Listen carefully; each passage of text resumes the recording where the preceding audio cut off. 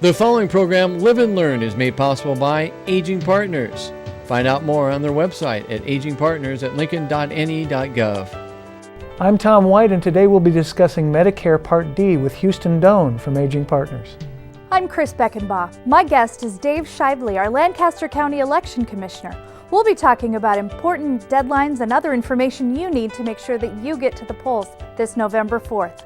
I'm your host, Tim Francis, for Live and Learn. My guest today is Elaine Hammer with the Great Plains Trails Network. Have you ever heard of a SOTI? Of course you have. Well, today Live and Learn is going to take you to a new Earth Sheltered Home, which is an upgrade of the old SOTI. Sherry Hutchison is here with us today, so stay tuned to Live and Learn. This and more on today's Live and Learn. Hi, I'm Tom White, and my guest today is Houston Doan from Aging Partners. And welcome back to Live and Learn, Houston. Thank you, Tom. How are you? I'm great, thank you. Good. So today we're going to talk about Medicare Part D, and just if you can tell us what is Medicare Part D? Well, really, it's a relatively new benefit that is offered by Medicare, but it's a very unique benefit because to access the benefit, and it's a drug or a prescription benefit. Prior to 2006, there was no help for anybody on Medicare for their prescriptions. After 2006, they introduced the Prescription Drug Plan, Part D, and it's very unique in the fact that to access this benefit, you must buy a private insurance plan that will deliver that benefit to you. Okay, and so if I'm just hearing about Medicare Part D for the first time, what would I do? Well, much like Medicare Part B, Part D, it's required that you have both B and D when you become eligible. Typically, this is when you lose your group health insurance because of retirement and go on to Medicare. You need to sign up for B, otherwise there's a penalty. You also need to sign up for D as in drug, or there will be a penalty. So it's important for people to realize that there's more to Medicare than just signing up for Part B as in boy. You need to also get the prescription drug plan. And for many people that can be confusing, if not daunting. But there is help in the community. Aging Partners actually will help people that are new, just going on to Medicare, pick a prescription drug plan. There's a wonderful program called the Senior Health Insurance Information Program that is administered or directed by the Nebraska Department of Insurance. SHIP is what it's called for short. And they too offer not only help for new people, but also, and this probably gets us ahead a little bit, but they offer enrollment clinics during open enrollment. And we may want to talk about that a little later. Okay. But, there is help in the community for people that just, I'm not sure what I need to do. They have help. Suggestions and information that they Absolutely. can... Absolutely. And so if I do already have the Part D plan, why would I be interested in open enrollment? Oh, well, that's great. Good question. First of all, unlike many other benefits offered by Medicare, or any other government program for that matter, you get every year the chance to pick a new prescription drug plan. Now this is important because every year these prescription drug plans not only change the price of the premium, typically they go up, but additionally and even more importantly, they change the prescriptions that they cover, which means that you picked a plan last year, it covered all your prescriptions, you felt good. The plan may not cover those prescriptions next year. So this is the time for you to actually go on to the Medicare website or get help either through Aging Partners or the SHIP program or family for that matter. But you can go on the Medicare website. There's a wonderful finder tool. You can enter your prescriptions and see which plan would be best for you, not only coverage-wise, but also price-wise. Realistically, if you have not checked your prescription drug plan in the last 2 or 3 years, you are probably spending $200 to $800 a year more than you probably should Wow. for your Oh, prescription. that's a lot. So it really does come down to money. Yeah. It really does. And so now, can you tell us the difference between the prescription drug plan and apparently there's something with discount cards? That's kind of a rather unique situation that's really come up in the last 2 or 3 years. There are numerous organizations that offer something called a prescription discount card. Now that's completely different than a Medicare prescription drug plan. The discount cards are actually they're mailed out, usually in bulk, to people in different states. They usually do it by zip code. But you can take this discount card to your pharmacy, and the pharmacy has the choice. They can either honor this discount card or not. Most typically do, and you can get a discount. Now, they love to say up to 75% discount on the advertising for these cards. That's pretty rare. Realistically, it's usually a 3 to an 8% discount. They just like to say up to. Up to, yeah. And these cards are great if you don't have any prescription drug coverage. They are better than nothing. But quite candidly, if you have a prescription drug plan through Medicare, these discount cards are probably not useful at all. And of course, because of federal law, you can't use your prescription drug plan and then stack on top of it the discount card to get a better price. That's not allowed. You can have this or that. And typically on your prescription drug plan, the discounts are far better than any discount card that comes in the mail. Understood. But again, I would tell people that if they don't have any prescription coverage at all, the discount card would be something to think about, or at least could look be at. helpful. Could be helpful, yeah. So now I have a question about, because I know you're talking about penalties was one thing that's Mhm. been discussed, and also, penalties was one of Okay. the things that. Well, if you don't take or sign up for the prescription drug plan when you're supposed to, they actually will impose a penalty. And the penalty is, this gets a little complicated, for every month that you're not enrolled in a prescription drug plan, and you should be enrolled, they will charge you 1% of the national average cost of a prescription drug plan. In other words, today that penalty would be about 32 cents a month for every month that you were not in the program. And then of course you would have to wait for open enrollment. Now of course remember, open enrollment October 15th to December 7th. Very narrow window.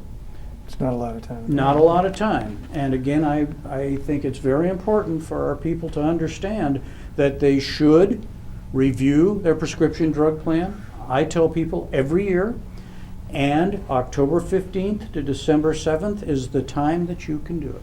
Yeah, and so they want to review it, they want to analyze to see and make sure that all their prescriptions are on. Absolutely. Now, another thing was about deductibles. So, Okay. Under the original prescription drug plan legislation, they gave the people offering these drug plans quite a bit of latitude.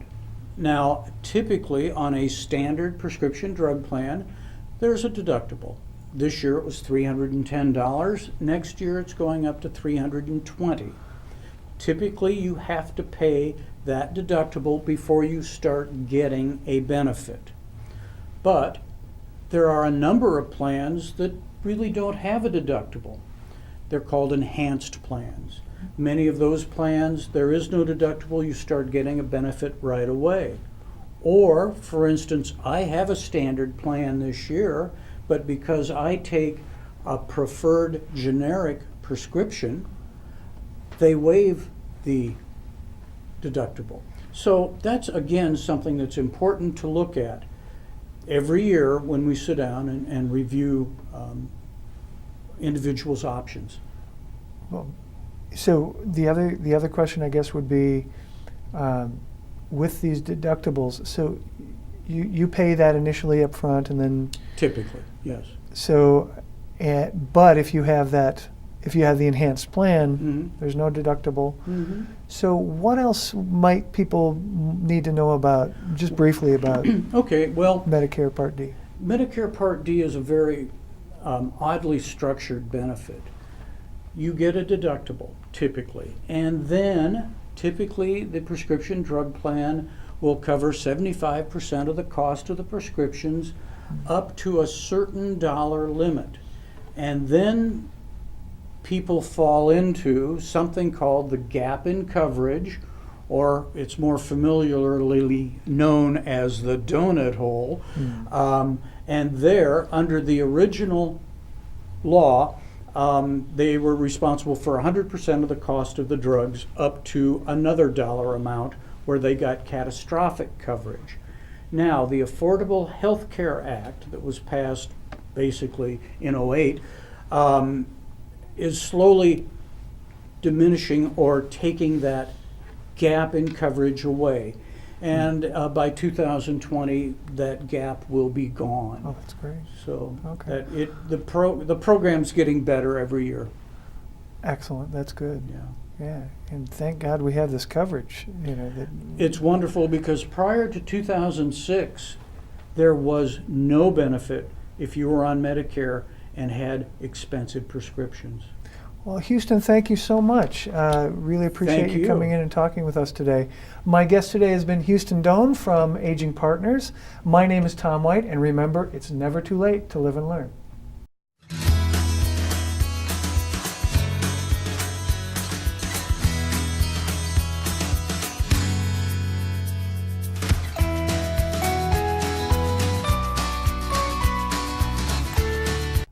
Hi, I'm Chris Beckenbaugh. Today, my guest is Dave Shively, the Lancaster County Election Commissioner. We're going to be talking about all things election related. Welcome, Dave. Well, thank you for having me. We've got an election coming up November 4th here in Nebraska. Correct. A lot of things happen before then. People need to be properly registered to vote, is that right? Right. Anyone who's currently registered and hasn't moved or anything, they're good to go. But if you've moved since the last time you voted, or if you need to change your name, if you've gotten married, or another reason that you might need to change your name, or even if you want to change your party affiliation, which really doesn't matter in a general election, but if you want to change your party affiliation before the general election, you need to do that prior to the election, and we do have some deadlines on that. Okay, well, let's share those deadlines with our viewers. Sure. The first one is if you're going to mail the registration into our office, it has to be available to us or to our postmark no later than October 17th, which is a Friday. Okay. After that, they do have another week that they can come into the election office and register to vote in person, and that would be October 24th. Okay. And that day we happen to be open until 6 o'clock. We'll be open a little bit later on that Friday if they need to come in and get their registration up to date. So the Election Commission office is located at? We're located at 601 North 46th Street, out Okay. by the DMV where you license your cars and update your driver's license out on North 46th, and so it's a real easy location to get to, and So- plenty of parking out front of us. Great. Between Vine and R on 46th Street, the Election Commission office. And we're going to show this a couple of times, but the phone number there, so in case someone needs resources. Right. If they have any questions, they can call our office at 402-441-7311, and we will assist them as much as we possibly can. And they can call there and find out where they're supposed to go vote if they're not sure? Correct. I mean, if they're uncertain, we haven't changed many locations. There's going to be about 4 or 5 that will have a different location this time, and we will notify those people in the middle of October of those location changes.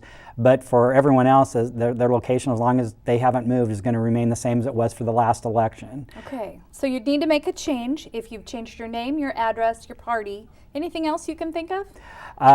No, that would be about it. The other thing is if you're new to Lancaster County, you've never been registered to vote here at all, or maybe you've never been registered you're not new, but you've just never been registered, you want to get registered to vote, and that'd be a new application that we'd need to receive. Okay, so it can be for young people who are turning 18, right? Right. Before the general election, Right. or someone who's moved into our county. Right. And initially thing, a lot of people don't know that as long as a young person would be 18 by November 4th, they can register to vote now and vote in any election. They could have registered to vote on January 1st of this year and could have voted in any election this year. So as long as they'll be 18 by November 4th of this year, they can register to vote. And I think we all agree that it's really important that as many people vote as possible. Wouldn't you agree? Oh, we never have enough people voting. We do projections and stuff before every election, and it's always lower than what we'd like to project. So I always tell people at that time when I make that projection, which I'm not ready to do yet, but I always tell people that if they're to prove me wrong, and let's get that number higher than what I'm thinking it might be. Okay, so that was October 17th and 24th are some deadlines Right. coming up. How does early voting work? Well, we really have two different opportunities for early voting. One is to do it through the mail, where basically an absentee ballot, where we'd actually, they can send in an application like we have here for the voters. They can send an application in, or they can just write us a letter saying with their name, address. We'd like to have a phone number in case there's a question on something, but they can fill out an application, which we have on our website, or call and ask us to mail one out to them, and then we can mail them a ballot. And the first day we'll mail those ballots out is Monday, September 29th. So that's the first day we can mail ballots out. Now we have a little different starting time on when people want to come into the election office and vote in person and actually cast their ballot in the office in person. And the first day we can do that is Monday, October 6th. And so they can actually come into the office, fill out their ballot while they're in the office, fill out all the information, vote it there, and leave the ballot with them. So they can start that on Monday, October 6th. So if it's difficult for someone to get out of their home and come to their polling place, here's a great option for them. They can send a letter, send this form, and get registered, and you'll just mail them a ballot. Right. And we do have other options for people that may want to vote early all the time. Although we can't automatically mail them a ballot, we do, before every election, we have a list of about 20,000 people that we mail a postcard similar to this, where they have to sign that card, send it back if they want to vote early for that election. And so they could get added to that list as well. We call it our permanent request form list. It's not a permanent, automatically we're going to send them a ballot, but we'll send them a request form, and they still have to fill that out and return it back to us, so then we can get a ballot out to them. And can they get that form online as well? Yeah, actually on the form that I talked about, we have a checkbox for them to mark that box, or they can just, in a letter, if they don't have the form, they can just ask to be put onto that permanent request form list. And I know I've seen these forms in libraries and other places as well. Right. We do have all of our registration forms at all of the branch libraries in town, and a lot of banks and at a lot of the post offices as well, that they can pick the registration forms up. The absentee request forms, we don't. Those are, they'd have to call and have us mail one out to them, or we also see the political parties and candidates that will mail these forms out to people, urging them to vote early too, and they could use that form to send back to us too as they get those forms. And that's okay. Sure, that's Great. fine. So. And I know the senior center, at least downtown, I know has these forms available Sure. as well. So lots of great options if you want to not worry about the weather in November, but get this taken care of in October. Right. That'd be super. What are the hours on Election Day here in Lancaster County? On Election Day, the polls will be open from 8 a.m. to 8 p.m. No one can start voting before 8 a.m. And if you're in line at 8 p.m., you got to the site and you're in line, if there happens to be a line, you'd still be allowed to vote. But anyone that would show up after 8 p.m., though, would not be allowed to vote. Wouldn't it be great if we had lines at every polling place? You know, in a gubernatorial election, we don't normally, but there's times on presidential election where we do have some lines at the end of the night. So. And people can vote at your office until what date? Until the day before the election, so November 3rd, they can actually come to the election office and vote in person, vote an early ballot in person up to the day before. And we are usually pretty busy that day, so if they know they want to do that, I would encourage them to get over there a little bit earlier than that, because usually the day before is a busy day for us. Okay, what are your hours that day? We'll be open from 7 a.m. until 5 p.m. on the day before the election. Okay, so that's Monday, November 3rd. Right. If you want to come by the election office. Right. And prior to the elections, there are a few nights usually the Saturday before the election, we're open from 9 until 11 every election to allow people to come in and vote. And we usually pick a couple nights the week prior to the election that will be open a little bit later as well, just to accommodate some of those votes. And those hours are on your website. Right. And that website? Is www.lancaster.ne.gov/election. Well, that seems easy enough. Right. Okay. What about being a poll worker? I know there's great people who, when I come into my polling place, that are there and just quickly get you through that process. Where do those people come from? Well, we're very fortunate in Lancaster County that we have a very good pool of poll workers, but we're always looking for people to replace people as they retire or move on or decide that's something that they may not be able to do any longer. And so we appointed people before the primary election, and we always have some people that are unable to work, and so we're always looking for reserves. And if people, they could call and get a poll worker application, a brochure. We actually have an application as part of our brochure that they can return to us, and if we have an opening, we'll fill them in. And in some cases, it might be that we might call them at the very last minute. So someone calls in on election morning and is unable to work, that we can actually get them to fill in. So we are looking for reserves right now, so they can call our office again at 402-441-7311, and we'll get an application out to them, or they can stop by the office, pick one up, fill it out while they're there. They can do it either way, and we'll be happy to try to see if we can't get them into a position for this fall election. Now, is that a volunteer position? Actually, they are paid minimum wage for the day. Okay. So they could probably, if they work the full day for 13 hours, they'll probably get around $100. I know some people don't do it they do it for the civic duty, but that extra $100 comes in a little bit handy right before Christmas time too for people. So it certainly would. How about anybody who needs assistance? Dave, is there assistance for people who need to get to the polls or need help with that? Right. If they go to the poll and they're unable, for let's say maybe their eyesight is bad or another reason they might not be able to mark their ballot, they can bring a family member or friend with them to assist them in marking their ballot. If someone isn't able to come with them, they can certainly have two board workers, and they're always of different political parties, would assist them in marking their ballot. But I would really urge people that do have issues that it might be easier for them to get an early ballot and have someone assist them at home in marking their ballot. That might be an easier way than going to the polling site. So we don't see a lot of assistance, although we have some at the polling site. I do encourage those people that if it's going to be an issue, that they might want to consider voting early, either coming to the office or having a ballot mailed to them and having someone assist them at home. So what I'm hearing you say, Dave, is there's a way to vote in Lancaster County. If you are informed and want to get out and cast your ballot, which we urge everyone to do, we can get that taken care of. Right. You know, and I really encourage people to make sure their registration's up to date, because there's nothing worse if they go to their polling site on election day and they give an address that's not matching in the book because they've moved, then they're sent to a new location and they have to vote what we call a provisional ballot, and that's a lot of headaches for the voter on election day. And it makes it much more easier if they are up to date when they go on election day than trying to take care of it on election day.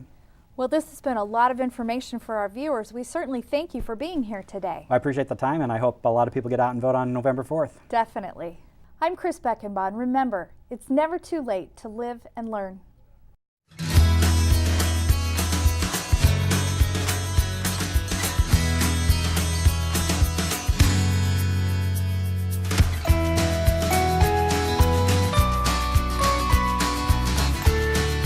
Hello, I'm your host for this episode of Live and Learn. My guest today is Elaine Hammer, an early founder and organizer of the Great Plains Trails Network, Right. and a long-time involved person with civic activities in Lincoln and development of the trail system that we pretty much take for granted, Right. but everyone enjoys. Good. Elaine, how did you get involved with bicycling and hiking and biking trails? What was it? What got you going on that? To be honest with you, I have a sister that kind of encouraged me to ride bicycle as a matter of exercise, and that's how I became involved, and I started riding. And a trip to Colorado on their trails kind of really encouraged me to think about trails in Lincoln. What were some of the early turning points in the development of our trail system, or what were some of the barriers you and your cohorts? Well, actually, Tim, the beginning of the Great Plains Trails Network, the reason it was founded was that a group that I was a part of called Star Venture adopted as one of their ideas the idea of a trail center downtown. because the Rock Island had been given to Lincoln, or no, had been bought by Lincoln, and there was some ideas that there were some ideas that there would be trails going through downtown. And so shortly after Star Venture ended, the planning director came to me and he said, there's going to be a bond issue in April, and we would like to put on it some money for trails. And he said, but if we do this, there has to be a group to support that bond issue. So as a matter of fact, GPTN was formed as a group to support the bond issue. And the bond issue paved the Rock Island part of the way, and then down to Old Cheney Road, and it also bought the land for the MOPAC and had the money to finish that. So that, we worked that with the Children's Zoo support. That was a mixed bond issue. And in April of '89, no, it would have been later than that, of '90, I guess, they passed it by 79%. So that was the reason for GPTN.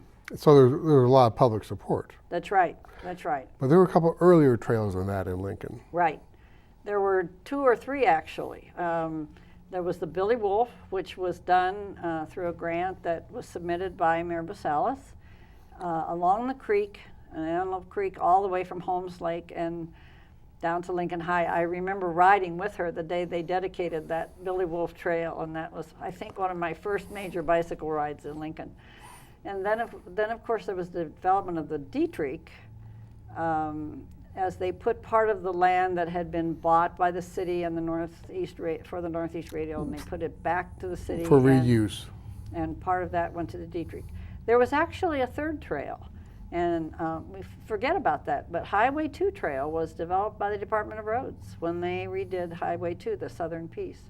So there were 3 trails actually before the Rock Island. And increased demand by the public and acceptance and enthusiasm by the public. Right. And the fact that the Rock Island went right downtown and through town, and then the MOPAC came into town. There are not many cities that have been so fortunate to have acquired that kind of land, because you normally don't get that kind of land in a built-up area. It's a rare opportunity, Yeah. I would presume. And Lincoln was very lucky that they... You've had to negotiate with a lot of different political subdivisions and different Right. sources of funding and... For the whole system, right.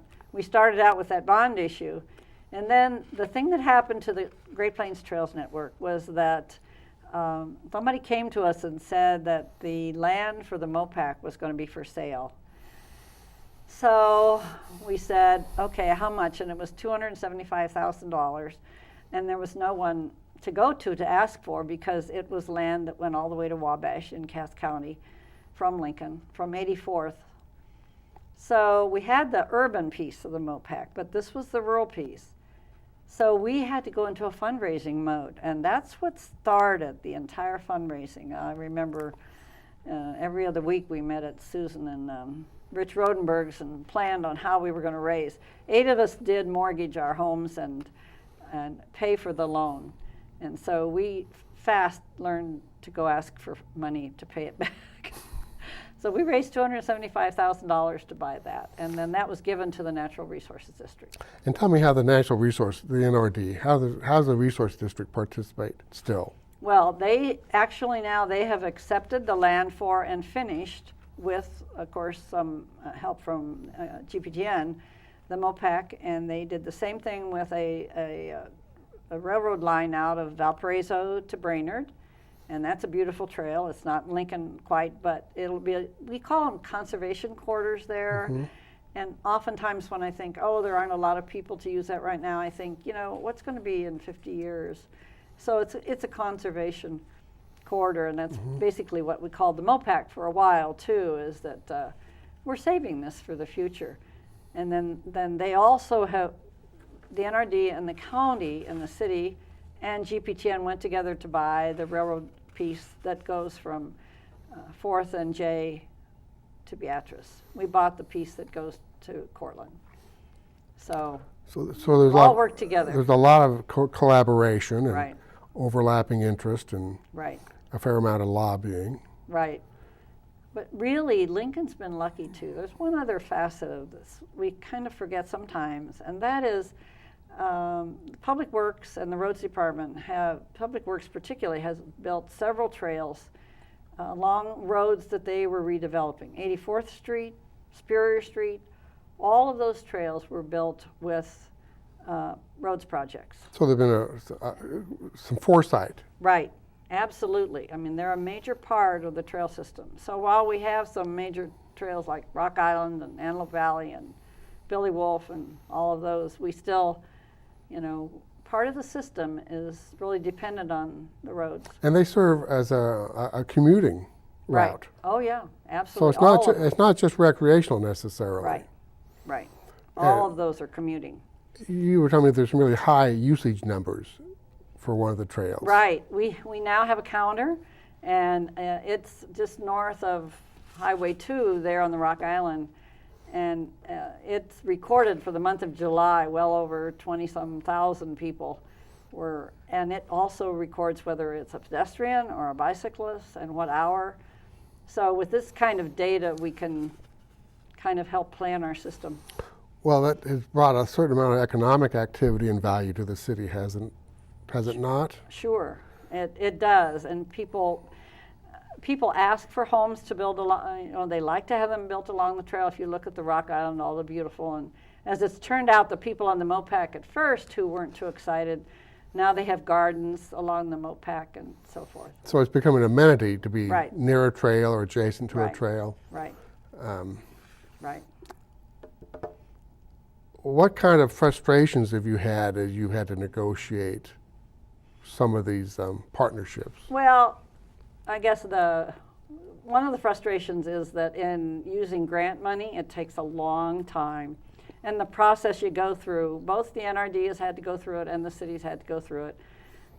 Takes a long time to make sure that they do all the process correctly. We have 2 trails now being built, which have taken 6 years since the time they were bought and the grants were approved. And one of those is the Jamaica North, and the other one is the one that the NRD is doing between Haymarket Park and 14. So That'll be wonderful. Well, tell us about some future goals. What are some objectives yet? What's going to happen in the next few years with the trail system? Well, I think there are several trails, of course, that Lincoln wants to do. They have a trail grant to connect Cavett. They're building one now up toward the like wetlands and up in the north part of Lincoln. They'll eventually connect Fletcher. There are trail plans, and of course, the NRD would like to see the last piece of the Lincoln to Omaha, and that would be between Elmwood and South Bend. And you serve on the NRD board, Yes. is that right? Yes.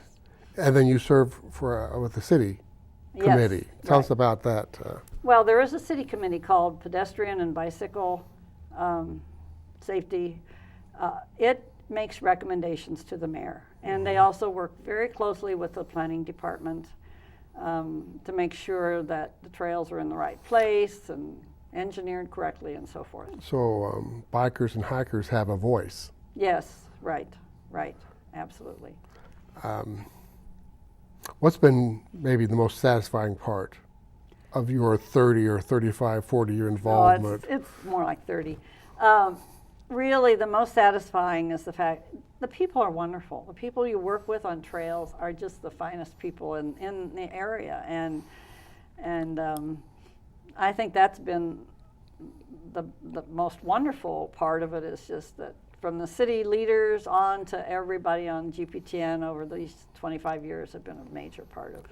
And we're going to project a photo of a map. Tell us about the map that we have available of showing the trails in Lincoln. The Great Plains Trails Network has worked very hard to keep the map updated. And now, 2 years ago, we bought 20,000, I think, for about $10,000. And now we've had it updated 2 years, and it now has every trail is a different color, and the signs on the trails reflect those colors. So you can get on the system, follow the map, and you can know where you are as far as the trails, how many miles, And so they keep maps up. They help to pay for the solar lights that are now on Randolph Street that connect Randolph to Norma Boulevard near the bridge there where it's dark. So in fact, they paid for the counter to GPTN did. So And we'll have a website on our screen, so anybody can go to that website. gptn.org. Okay. Elaine, we're out of time. But I want to thank my guest, Elaine Hammer, one of our early organizers of trails and hiker and biker activity that benefits the city in many, many ways. It's always fun to talk about it. Elaine, thank you so much. You're welcome. And remember, it's never too late to live and learn.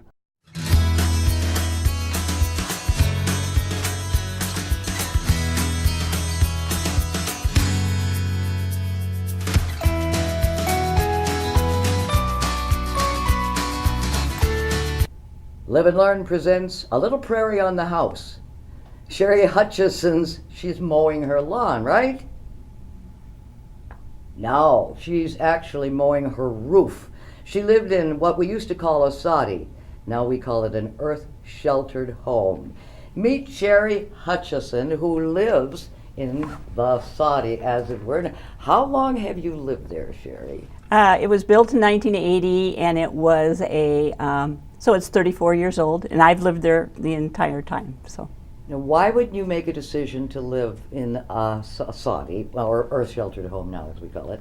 well, the original plans came from a company in Ohio, and my husband, who did part of the building, said this is the perfect home. It saves money. It's economical. It's well insulated. It's safe, and so he's the one that actually talked me into it. Was he concerned about the environment? In Yes. other words, this is the way we would save a lot of money and be helpful to the environment? That's correct. That is true. And he is, one of the first things we did was plant a lot of trees. Can we go on a tour? Would you show? Sure. Let's take a look inside an earth-sheltered home. I think you'll find this most interesting. We're approaching the main entrance, the front entrance. And where is the house facing located, south. Sherry? I live at 2201 Southwest 84th on 5 acres. And we're going in the front door now, which is, and now we're looking from the front door to the south. Pastoral land, and I thought I saw some cows there. Yeah, it's really peaceful out there. Now inside, how about your electricity? What I about have the no bill? electricity except the lights. I have no furnace, I should say, and the heating is done with the wood burning stove. How many square feet in this house? There's 2,100 square feet, and then there's a garage above that, which is 1,000. Well, one thinks of an earth-sheltered home as being quite dark, but that looks very light. Yes, all the windows that face south, all the rooms that face south have windows, and then there's the room back in the north, which we're in now, and it So has that's getting the light from the south? Yes, and it has a 20-foot high ceiling in there. It's kind of an atrium-like room, a transition from the underground part to the up above. So it's all electric, I take it? Yes, No- all electric. No furnace. That's right, no furnace. And what about the quiet and the peaceful attitude of the country? Yes, I love that. And one of the things I like about the house a lot is that it's very quiet. I don't hear the storms. I don't hear the wind. It's safe from tornadoes, and it's very quiet. I like that. Can I come over to your house if there's a tornado? Yes. The family usually tries to get over there. This is one of the bedrooms, and it's on the south, and that's the main bathroom. And this is the bathroom off of the master bedroom. The master bedroom doesn't have a window, but it has the sliding glass door into that big atrium. Yeah, this is the funny thing, because you walk up. And now to the I'm going garage. up to the outside. If we go right, we're going to the screened-in porch, and if we turned left there, we would go into the garage. This is the screened-in porch we're on the west side of the house. There's the roof that's covered. And the trees, you see I'm up above on the roof there, and the trees are up there. My kids like to come out in the winter when it snows and use this slope here as a sled run. So Oh, they I bet like they that. that. I bet Yeah, they they do. like that. What's your average utility bill? Well, it's about about 1,200 a year.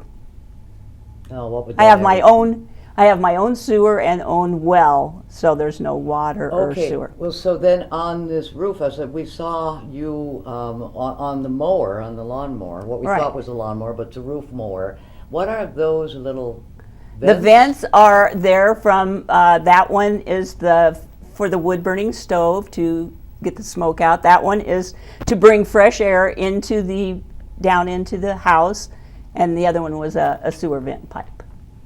Are there many earth homes in the area?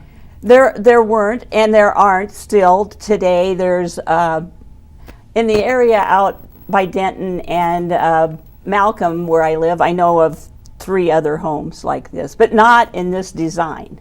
Well, it seemed like back in the 80s that I remember there was a great deal of interest in the earth home. A lot of people were doing that. Yeah, and this company in Ohio, they were building a lot of them in Ohio, and this particular plan was a good one, we thought. Now, there's a lot of cement in this house, is there not? That's right. The floors are all cement. Oh, and and that's not cold. No, and I have carpeting on most of the floors. But the reason it's not cold is because you're below the freezing level underground. You know what I mean? The soil only freezes Below the permafrost. That's right. It's and warm. So, yeah, exactly. And that's one of the advantages of the house.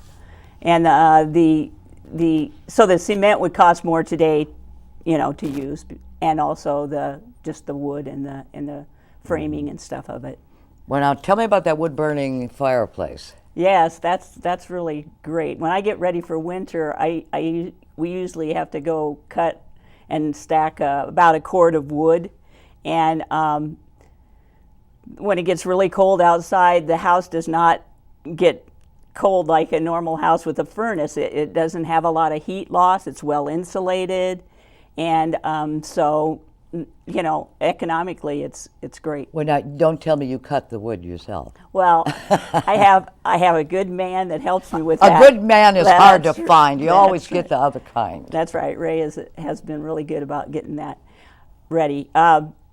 The furnace is setting, or the wood burning stove is setting out in the living room area, but there's duct work that goes through the lower roof and into the back bedroom, so that you can, when the furnace or when the stove is being burned and the heat rises, you can bring that back. You can suck that then into the other those rooms vents. from the wood burning fireplace. Yeah, Isn't that each amazing bedroom. to have a place without a furnace? It is great. Now with this, we've got to go back and look at our ancestors. You all know about the Homestead Act of 1862, of course, with President Lincoln at the time, granting 160 acres to anybody, because who was out here in Nebraska? Very, very few people. Offering the opportunity for 160 acres for free. You had to live on it for 5 years. We want to take a look at some of these old soddies. Can you imagine living in that, coming out to Nebraska, no trees, no nothing, and just, it looks like a cellar. And I just wanted to add that my great-grandparents lived in a dugout, kind of a ravine with earth. I mean, just dug back out into the earth. So where was that? And it was located down by Rokeby, Nebraska, just west of Highway 77 on about First Street. And so when I think about how they lived in that dugout, and then how I'm still underground, but I'm not quite that primitive. What years would that have been for them? I think about 1875 or 80, somewhere along It in there. had to be so difficult during that time. I'm rereading Mari Sando's old Jules book right now, during that time, about her father, Jules, and and the hardships and how the people in Nebraska managed living in those soddies and cooking and trying to grow something on the Great Plains when the rains didn't come. And another great thing about the wood burning stove is that if the electricity does go out in a storm, I'm still warm. I'm still able to cook food. I can use my wood burning stove to boil water and cook food. So, can we take a look again at a couple of those old soddies, because I want you to really take a look at it to compare it with the kind of earth sheltered home that she has right now, because they probably didn't cut the grass on the roof like you did, mow the roof. Think about living in that. It takes my breath away. And now look at this one with regards to the little holes at the top. What is that? To let, it's got to be to let in the light. But imagine our ancestors living like that. And I keep thinking about the women and what they had to go through, you know, through childbirth, nobody there to help them, and out there on the prairie. And we have them to thank for, you know, our being here today and living in such luxury today. So you say there are about 3 earth homes or earth sheltered homes now in the Lincoln area? Yeah, there's 4 or 5, you know, out kind of in the area where I live, north of me and south of me. I don't know how many total there are, but the design of this house, when Ron said we're going to build an earth sheltered house because this lot that we are on sloped to the south, and it was very easy to build that so it's back built into the wall of the into the hillside. Hill, yeah. Right. And when he said that, I said I don't want to live in a cave, and he says, well, this will not be dark. This will be just like a normal home. It'll be light. And it's because of that transition room, the atrium room that's 20 foot high. Mm-hmm. And that lets all that light in back there. Let there be light, and there was light, thanks to Sherry Hutchison, who has the courage to stay in an earth-sheltered home for many, many years. It's been a pleasure. Thank you for sharing your home with us, Sherry. Thank you. Really very much. appreciate it. And don't forget, it's never too late to live and learn to live in a sheltered home.